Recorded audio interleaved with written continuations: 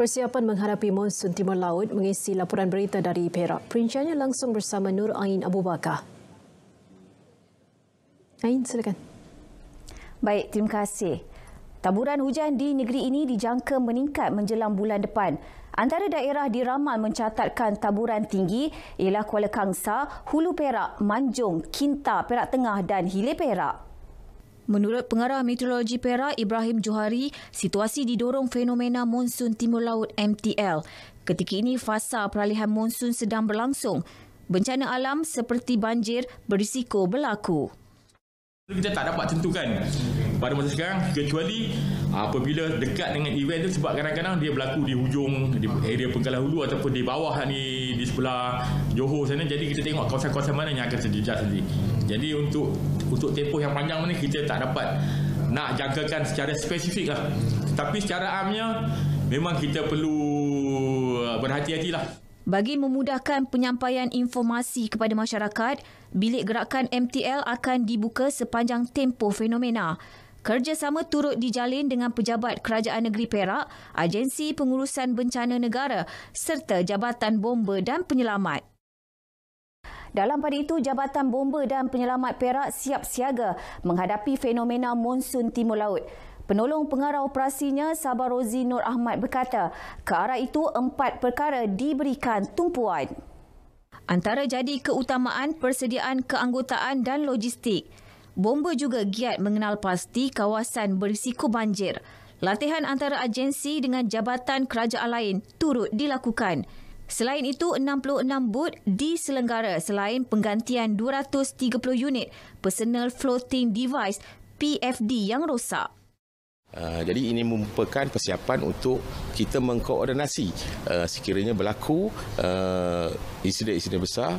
Jadi interagensi punya latihan ini merupakan kesinambungan latihan yang akan kita aplikasikan dalam operasi tersebut.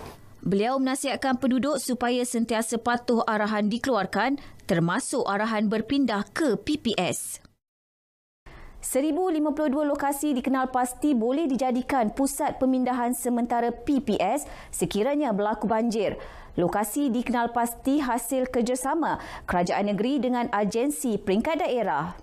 Exco Pembangunan Wanita Keluarga Kebajikan Masyarakat dan Pembangunan Usahawan Negeri, Salbiah Muhammad berkata, simulasi bencana turut dilaksana sebagai persiapan menghadapi bencana.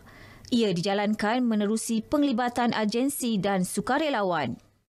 Apabila kita telah kenal pasti PPS tersebut, kita juga kena menyediakan sukarelawan-sukarelawan yang akan bertugas suatu PPS. Bantuan dari segi sukarelawan itu telah pun kita lakukan melalui simulasi yang kita aturkan melibatkan beberapa agensi yang ada di peringkat daerah, yang mana agensi-agensi tersebut telah memberikan orang kata respon dari segi petugasnya, dari segi peranan mereka, dari segi peralatan-peralatan yang mereka ada, dari segi bot ke apa semua kan.